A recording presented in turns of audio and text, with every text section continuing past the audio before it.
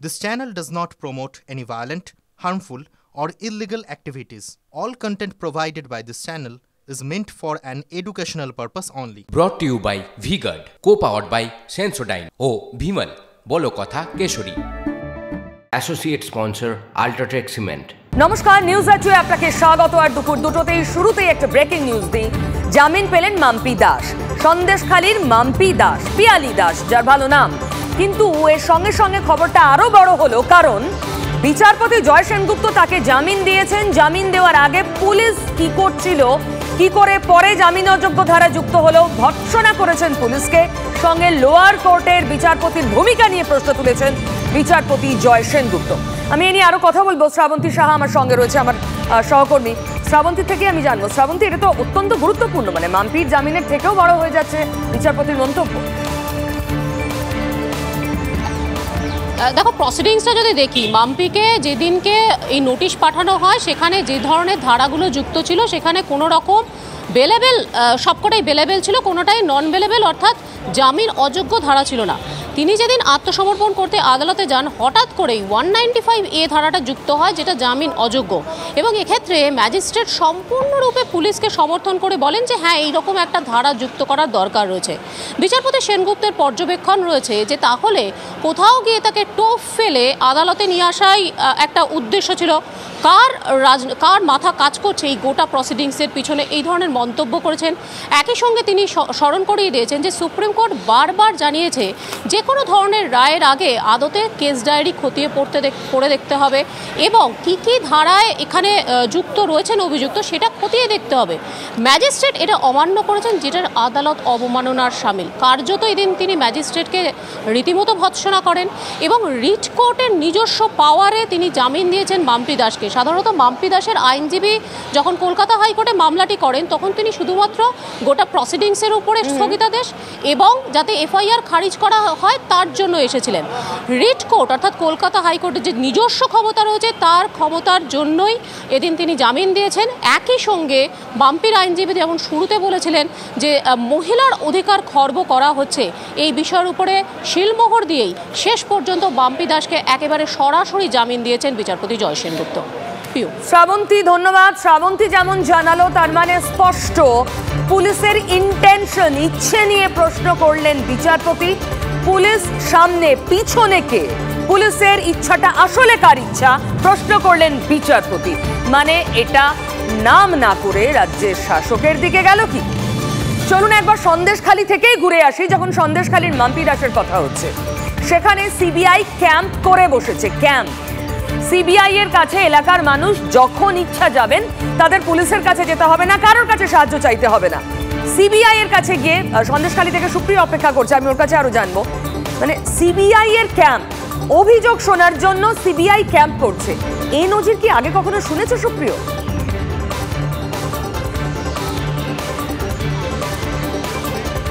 সুপ্রিয় সম্ভবত এখন নেই আমার সঙ্গে, যোগাযোগ ছিন্ন হয়েছে, কিন্তু সেই ক্যাম্পের ছবি আপনাদের দেখাবো। সিবিআই ক্যাম্প করে বসে আছে সন্দেশখালীতে, কারণ যাতে এলাকার মানুষজন, তারা কোনো যদি সমস্যা মনে হয়, তাদের কোনো অভিযোগ থাকে, তারা ভয় পান পুলিশের কাছে যেতে, তারা সরাসরি সিবিআই এর কাছে যেতে পারবেন। সন্দেশখালীর ওই দ্বীপাঞ্চলের মানুষ, তারা কখন নিজামে আসবেন, সিবিআই এর কার সঙ্গে এসে দেখা করবেন, এই ঝক্কির মধ্যে তাদের যাতে না যেতে হয়, তাই একেবারেই সন্দেশখালীতেই তারা আসবেন। একটা ক্যাম্প অফিস, যেখানে জানেন গ্রামের মানুষ, এলাকার মানুষ, মহিলারা, এখানে সিবিআই আছে, আমাদের কোনো সমস্যা হলে সেখানে গিয়ে বলতে পারবো। ঠিক সেই কাজটাই করতে চায় সিবিআই। আমি সুপ্রিয়র সঙ্গে যোগাযোগ করতে পেরেছি। সুপ্রিয়, আমি স্মরণ করতে পারছি না, এরকম কোনো নজির আগে কখনো হয়েছে? একটা এজেন্সি ক্যাম্প করে বসে আছে শুধু গ্রামের মানুষের অভিযোগ শুনবে বলে? দেখো, বকটুয়ের সময় কিন্তু আমরা দেখেছিলাম বকটুয়ের যে ঘটনা ঘটেছিল, কিন্তু সেখানে কিন্তু সিআরপিএফ জওয়ানদের সঙ্গে নিয়ে সিবিআইয়ের তরফ থেকে একটা অস্থায়ী ক্যাম্প করা হয়েছিল, কিন্তু সেটা কিন্তু সরকারি জায়গাতে করা হয়েছিল। কিন্তু এবার আমরা যেটা দেখতে পাচ্ছি, একেবারে সন্দেশখালী ধামাখালী ঘাট সংলগ্ন এই যে রাষ্ট্রায়ত্ত ব্যাংকের যে ক্যাম্পাস, এখানে এই যে অস্থায়ী ক্যাম্প করা হয়েছে, এখানে কিন্তু সিআরপিএফ জওয়ান বা কেন্দ্রীয় বাহিনীর যারা জওয়ানরা রয়েছেন তারা কর্তব্যরত অবস্থায় থাকবেন, এবং সেই ক্যাম্প একেবারে তাঁবু খাটিয়ে সেই ক্যাম্প তৈরি করা হয়েছে। দেখতেই পাচ্ছ। ক্যামেরা পার্সন চাঁদ মিয়াকে বলবো ঠিক ঠিক তার পাশেই কিন্তু এই যে রাষ্ট্রায়ত্ত ব্যাংক 3 তলা, এই ব্যাংকের ওপরেই একটা অফিস বা একটা ঘর সিবিআইয়ের আধিকারিকদের দেওয়া হয়েছে এবং সেখানে বসেই কিন্তু মূলত এই সন্দেশখালীর গ্রামের যারা বাসিন্দারা রয়েছেন বিভিন্ন এলাকার, তারা যে সমস্ত অভিযোগ করছেন, কলকাতা হাইকোর্টের নির্দেশে সিবিআইয়ের তরফ থেকে যে ইমেল আইডি ক্রিয়েট করা হয়েছিল, সেখানে গ্রামের মানুষরা প্রতিদিন ভুরি ভুরি অভিযোগ জমা পড়ছে। জমি দখল থেকে শুরু করে জমি কেড়ে নেওয়া, কম পয়সায় টাকা দিয়ে জমি নিয়ে নেওয়া, মহিলাদের ওপর অত্যাচার থেকে শুরু করে নানা ধরনের অভিযোগ। আর সেই সমস্ত অভিযোগের সত্যতা যাচাই করার জন্যে আমরা যেটা দেখছিলাম যে সিবিআই আধিকারিকরা তারা একেবারে গ্রামে গ্রামে পৌঁছে গিয়ে তারা সেই সমস্ত অভিযোগের সত্যতা যাচাই করছিলেন। আর এবার এই যে ক্যাম্প অফিস তৈরি হলো, অস্থায়ী ক্যাম্প, এখান থেকেই কিন্তু তারা এই সমস্ত অভিযোগের সত্যতা যাচাই করা বা সেই সমস্ত অভিযোগের কতটা ভিত্তি রয়েছে বা অভিযোগ সংক্রান্ত যে সমস্ত নথিপত্র সেগুলো খতিয়ে দেখার কাজ চালাবেন। অনেক ধন্যবাদ তোমাকে। দেখুন, সিবিআই আগে ইমেইলে একটা আইডি দিয়েছিল যে সেখানে মেইল করে অভিযোগ জানানো যাবে, নিজামে যেতে হবে না। সেখানেও ভুরি ভুরি অভিযোগ জমা পড়ার পরও সিবিআই এবার ক্যাম্প অফিস খুলে বসলো। বুঝতে পারছেন সন্দেশখালীকে কতটা গুরুত্ব দেওয়া হচ্ছে। এবং এই নিয়েই কি বলছে রাজনীতি, তৃণমূল কি বলছে সিবিআই এর ক্যাম্প অফিস নিয়ে, বিজেপি, কংগ্রেস, শুনুন। সন্দেশখালী যে তদন্ত, সেটা হাইকোর্টের নির্দেশে এবং হাইকোর্টের তত্ত্বাবধানে হচ্ছে, তার কারণ হাইকোর্টই সিবিআইকে বলেছে তদন্ত করো। আমরা চাই সন্দেশখালীর মহিলাদের উপরে অত্যাচার বন্ধ হোক, এক, আর যারা অত্যাচারী, যারা তাদের ধর্ষণ করে তাদের সাজা হোক, 2, এবং এই বাংলায় যেন সন্দেশখালী করবার মতন কারোর সাহস না হয় আগামী দিনে, সেই রকমের শাস্তির ব্যবস্থা করতে হবে, এটাই আমাদের দাবি। খুব ভালো করেছে। নানান ধরনের অত্যাচার, টর্চার এগুলো করে। তো এখন তৃণমূল এটা বুঝতে পারছে না যে তৃণমূল কিন্তু কংগ্রেসের থেকে বড় দল নয়, সিপিএমের থেকেও বড় দল নয়। সেই কংগ্রেসের গুন্ডারা, সিপিএমের গুন্ডাদের কি হাল হয়েছে, আর বিধানসভাতেই বা কী হাল হয়েছে, এটা মাথায় রেখেই যেন, মানুষ তো বিরুদ্ধে চলে গেছে, এটা মাথায় রেখেই যেন এই সাধারণ নিরীহ মানুষ এবং মা বোনেদের ওপর তারা অন্যায়, অবিচার এবং অত্যাচার করে, তাহলে তাদেরও হাল ওই সিপিএম কংগ্রেসের থেকেও খারাপ হবে। সিবিআই তার তদন্ত করছে, তদন্ত তো করতে দিতে হবে। সে তদন্তের বিরুদ্ধে তো আমরা আর কি বলবো, আমরা তো ইলেকশন কমিশনকে বলেছি যে এই তদন্ত একবারই লেভেল প্লেইং ফিল্ড সেটা নেই, করছে তারা, গায়ের জোরে করছে, করবে। আমরা তো কাউকে ডিফেন্ড করছি না, কিন্তু অসত্য কথা হলে তো আমরা ডিফেন্ড করব। ব্লক অ্যাডমিনিস্ট্রেশন নেমে গেছিল, ক্যাম্প বসিয়েছিল, জমি সংক্রান্ত যদি অভিযোগ থাকে তাহলে সেগুলো নিশ্চয়ই দেওয়া হবে, জমি ফেরত দেওয়া হবে। যখন দেখলো তৎপর রাজ্য সরকার এবং সেই জমিগুলো ফেরত দেবে ইত্যাদি, তখন এটা পছন্দ হয়নি। স্বয়ং মমতা বন্দ্যোপাধ্যায় বলেছে যদি ভুল হয়ে থাকে তার সংশোধনী আমি করব। কোন নেতা বলছেন? ভারতীয় জনতা পার্টির কোন নেতা বলে? সন্দেশখালী নিয়ে সোচ্চার হচ্ছে বিজেপি। সন্দেশখালীতে প্রতিদিন নয়া অধ্যায়। আর তৃণমূলের হাতে সন্দেশখালীর পাল্টা কি 1 লক্ষ্মীর ভান্ডার, 2 রাজভবন, টার্গেট রাজভবন। আজ রাজ্যপালের বিরুদ্ধে পথে নেমেছে তৃণমূলের শিক্ষা সেল এবং তৃণমূলের মহিলা যে উইং রয়েছে তার সদস্যরা। সে ছবি দেখাবো। তারা রাস্তায় নেমেছেন, এটা পূর্ব ঘোষিত কর্মসূচি, কারণ তারা প্রতিবাদ জানাতে চান রাজ্যপালের বিরুদ্ধে যে অভিযোগ তারা রয়েছিল। আমি এই বড় দেওয়ালটা দেখাবো। অলরেডি অশান্তি শুরু হয়ে গেছে। তৃণমূলের বিভিন্ন সদস্য যারা তৃণমূলের বিভিন্ন সংগঠনের সঙ্গে জড়িয়ে তারা রাস্তায় নেমেছেন। তা মহিলা সংগঠন রয়েছে, সেখানে রয়েছে শিক্ষা সেলের সদস্যরা, কিন্তু অলরেডি ঝামেলা শুরু হয়ে গিয়েছে। দীক্ষা ভুইয়া ঠিক এখানেই রয়েছে, আমি ওর থেকে আরো আপডেট নেবো। দীক্ষা, কি হচ্ছে এখানে? দেখো, রাজভবনের যে মেন গেট বা নর্থ গেট বলতে যেটাকে বোঝায় সর্বসাধারণের জন্য খোলা গেট, সেই গেট থেকে 100 মিটার দূরত্বে ব্যারিকেড দিয়ে পুলিশ যে মিছিল আসছিল, অর্থাৎ সর্বভারতীয় তৃণমূল শিক্ষা সেল, যেটার মধ্যে একাধিক সংগঠন রয়েছে, তা আজকে বিক্ষোভ দেখাচ্ছিলেন রাজ্যপালের বিরুদ্ধে। যে শ্লীলতাহানি বা ধর্ষণের নানা রকম অভিযোগ নিয়ে এসছেন তার বিরুদ্ধে রাজভবন অভিযান হয়েছে নারী সম্ভ্রমণকারী রাজ্যপালের পদত্যাগের দাবিতে। তবে বিষয় এখানে দেখার যেটা আছে, একাধিক কার্টুন, রাজ্যপালের একাধিক কার্টুন সেখানে রাজ্যপালের সঙ্গে মহিলাদের হাত বেঁধে ঘরে ঢোকানোর মতো, মানে যে কার্টুনগুলি একজন সাংবিধানিক প্রধানের বিরুদ্ধে। এখানেও কিন্তু একটা প্রশ্ন উঠবে যে তিনি সাংবিধানিক প্রধান, তার বিরুদ্ধে অভিযোগ উঠেছে সেই অভিযোগ নবান্নে গেছে এবং সেই অভিযোগের ভিত্তিতে একটা প্রাইমারি এনকোয়ারিও অন্তত পুলিশ করেছে।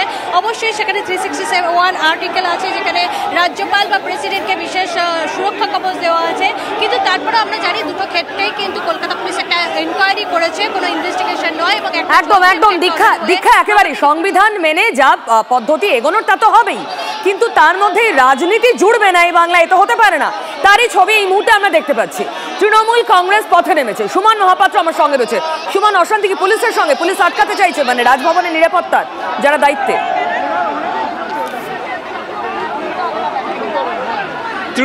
তৃণমূল কংগ্রেসের শিক্ষা সেল অর্থাৎ তৃণমূল কংগ্রেসের অধ্যাপক সংগঠন এবং শিক্ষক শিক্ষিকারা তারা নর্থ গেটের কাছাকাছি চলে আসেন তখন পুলিশের সঙ্গে ধস্তাধস্তি পরিস্থিতি তৈরি হয়। তোমার মনে থাকবে এর আগে সরকার বিরোধী একাধিক আন্দোলনে যে করেছিল মহিদুল ইসলাম, সে এখন তৃণমূলে যোগ দিয়েছে।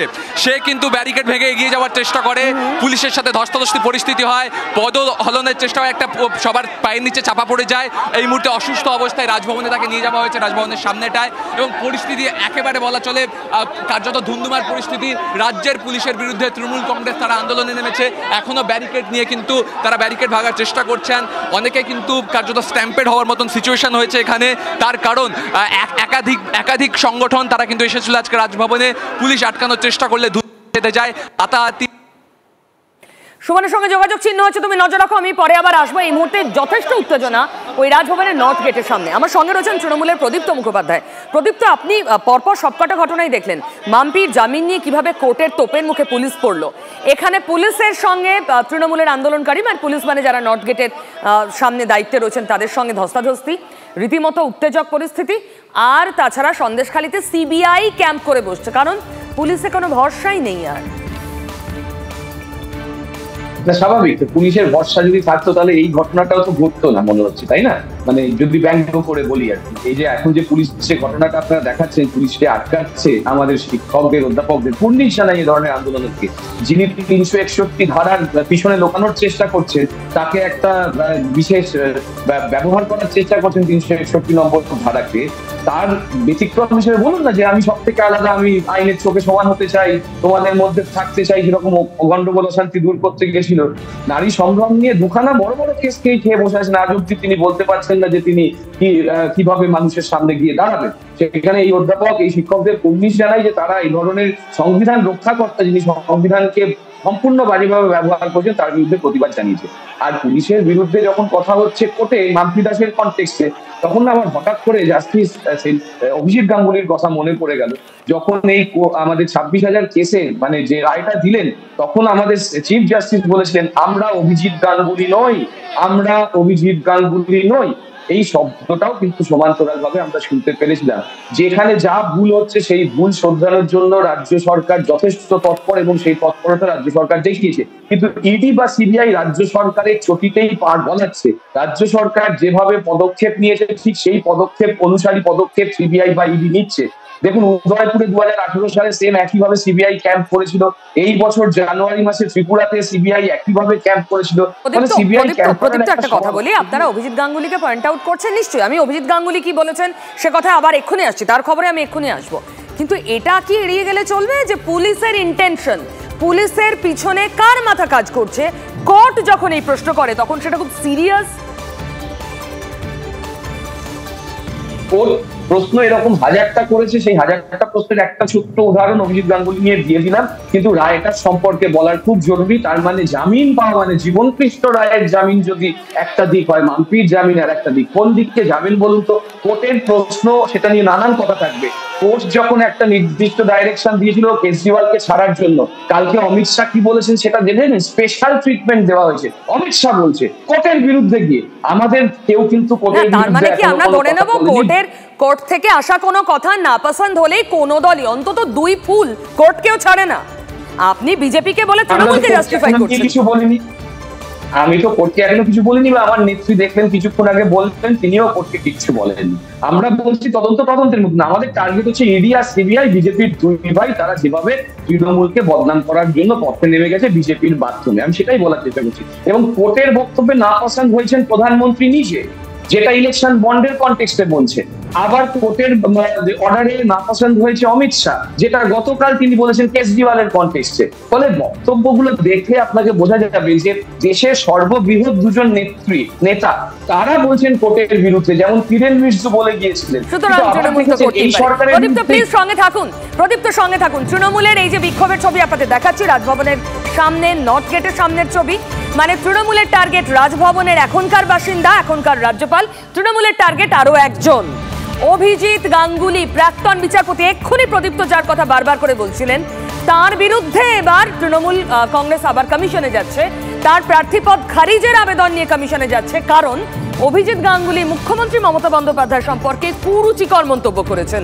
এই অভিযোগ নিয়ে তার প্রার্থীপদ খারিজ করা হোক দাবি তুলছে তৃণমূল কংগ্রেস, এবং তারা আরো বৃহত্তর পথে এগোনোর জন্য অভিজিৎ গাঙ্গুলির বিরুদ্ধে ভাবনা চিন্তা করছে। আমার সঙ্গে রয়েছে আমার সহকর্মী সৌরভ ভু, আমি তার কাছেই যাব। সৌরভ, একদম মানে আচ্ছা সৌরভ সঙ্গে থাকো, আমার মনে হয় অভিজিৎ গাঙ্গুলি কি বলেছেন একবার শুনিয়ে দেওয়া দরকার, শুনুন। আজকে তৃণমূল বলছে যে সব মিথ্যা, 2000 টাকায় রেখাপাত্রকে কেনা হয়ে গিয়েছিল, 2000 টাকায় রেখাপাত্রকে কেনা হয়েছিল। মমতা ব্যানার্জি, তুমি কত টাকায় বিক্রি হও? তুমি কত টাকায় বিক্রি হও? তোমার হাতে তো 8 লাখ টাকা গুঁজে দিলে একটা চাকরি দাও, তোমার হাতে 10 লাখ টাকা গুঁজে দেয় এবং দিয়ে রেশনকে হাওয়া করে দেয় অন্য দেশে। ভারতবর্ষেই থাকে না সে রেশন, তো তোমার 10 লাখ টাকা কেন? শুনলেন অভিজিৎ গাঙ্গুলির বক্তব্য। এর প্রেক্ষিতেই তৃণমূল প্রতিবাদ করতে চায়। আমি সৌরভের কাছে যাব। সৌরভ, এক্ষুনি খুব তীব্র একটা উত্তেজক পরিস্থিতি রয়েছে রাজভবনের নর্থ গেটের সামনে, কারণ তৃণমূল বিভিন্ন সদস্যরা সেখানে গেছেন। আবার অভিজিৎ গাঙ্গুলি মানে একদম বেছে বেছে তৃণমূল টার্গেট করছে।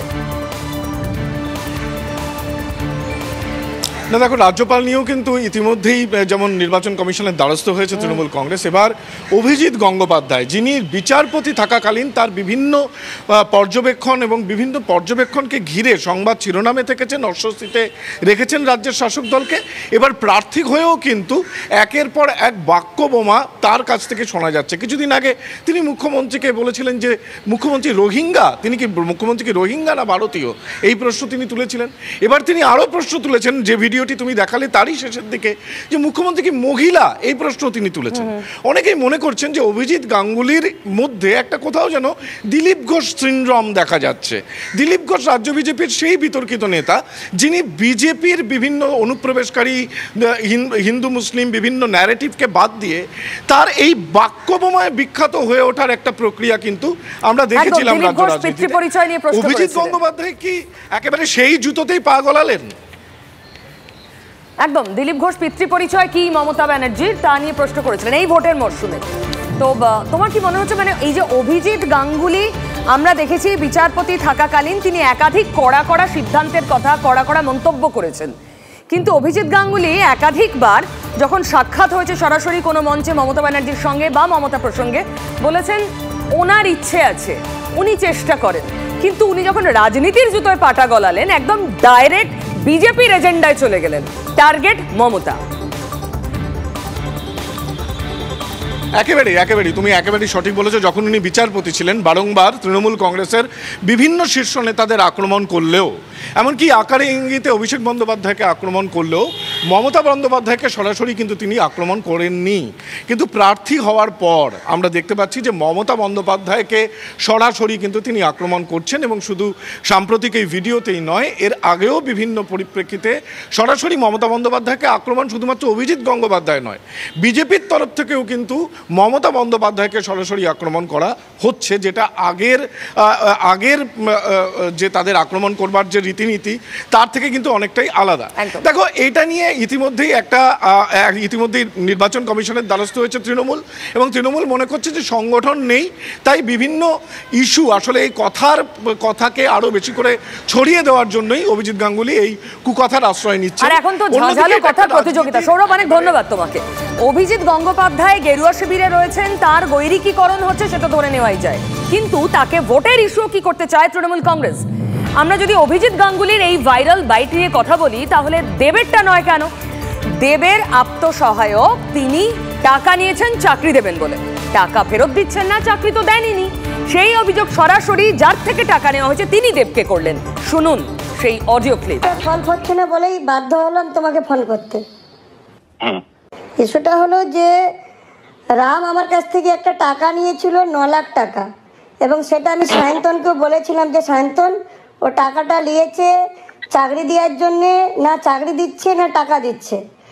তো সায়ন্তনও ওকে বলেছিল রামকে, তো তারপরে কিছু রেজাল্ট এলো না। দেখো দেবদা, একটা কথা বলি, আমার কোনো পলিটিক্যাল মোটিভেশন নেই, আমি কোনো পলিটিক্যাল, এবারে সেইটা হলো আমি তখন ফোনটা অ্যাড্রেসও করলাম, তখন কথা যখন বলছি ডেফিনেটলি আমি একটু গুরুত্ব দিচ্ছি। ঠিক, আর আমার ব্যাপারে একটু জেনে নেবে দাদা যে আমি কোনো পলিটিক্যাল মুভমেন্টে কোনোভাবে ডাইরেক্ট ইনডাইরেক্ট কোনোভাবে জড়াই কিনা, এটা আমার অভ্যেস, আমি বিশেষ করে খাই। বুঝে গেলাম, এবার আমি আমার মতো করে কাজটা রামকে যদি জিজ্ঞেস করবো তখন সুযোগ পাবো, everything comes out will let you know. ঠিক আছে, আমার সঙ্গে শান্ত রয়েছে, আমার সহকর্মী শান্ত। তৃণমূলের নতুন আশ্বস্তি।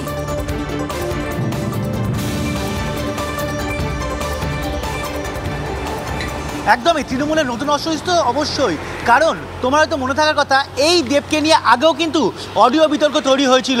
সেখানকার যে প্রাক্তন বিধায়ক অর্থাৎ ঘাটালে যিনি প্রাক্তন বিধায়ক তার সঙ্গে কিন্তু দেবের একটি কথোপকথন এবং এই নিয়োগ সংক্রান্ত বিষয়ে কিন্তু বিতর্ক তৈরি হয়েছিল। তখনও দীপক অধিকারী তথা অভিনেতা দেব তিনি কিন্তু হাসি মুখে এড়িয়ে গিয়েছিলেন বা তদন্তের কথা বলেছিলেন।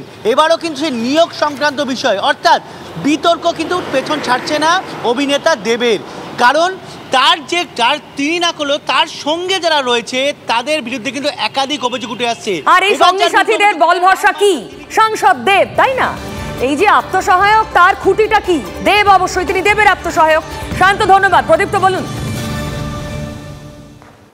দেখেছেন আপনি আপনার মানে লেন্সটা কিরকম আমাদের লাগে আর কি, যে লেন্সটার মাধ্যমে আমরা সবকিছু উপস্থাপনা পাই। একদিকে মমতা বন্দ্যোপাধ্যায়কে একজন মেগালোম্যানিয়াক স্লাই মানুষ, যিনি মানে যার পণ্যাই আক্রমণ করছেন, সে বিজেপির দ্রুত পা গলিয়েছে বলে তার বিজেপির স্বভাবটাকে পরায়ত্ত করতে হচ্ছে, আয়ত্ত করতে হচ্ছে, মস্তিষ্কের মধ্যে ঢুকিয়ে নিতে হচ্ছে বিজেপির সেই ট্র্যাডিশন, যে মনুবাদী ট্র্যাডিশন, যেখানে দিলীপ ঘোষ দুর্গামায়ের জন্ম বৃত্তান্ত নিয়ে প্রশ্ন করে, যেখানে মমতা বন্দ্যোপাধ্যায়কে নিয়ে প্রশ্ন করে, যেখানে শুভেন্দু অধিকারী বারংবার মমতা বন্দ্যোপাধ্যায়কে লেডি কিংবা সেই জাতীয় বক্তব্য মানে বা মহিলাদের যেভাবে চর্চা করা হয়, সেইখানে একটা নিয়োগ সংক্রান্ত বিতর্ক তর্কের জন্য আসতেই পারে অবশ্যই, কিন্তু দুটোকে আমি এক জায়গায় রাখতে পারছি না কোনো মতেই, কারণ দুটোর ডাইমেনশন সম্পূর্ণ আলাদা।